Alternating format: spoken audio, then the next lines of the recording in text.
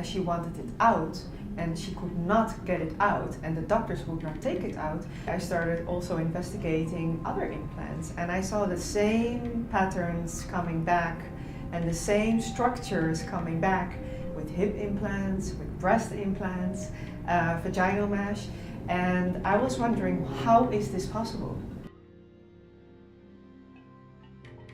So we bought a net of mandarins in the supermarket. We wrote a technical file which contained of information that should have alarmed the authorities. And we went to the notified bodies and we said, would you approve this? And they didn't see any problem. If these implants create the same problems all over the world, it really makes sense to team up with a big team of journalists and say, wait a moment, what's going on here?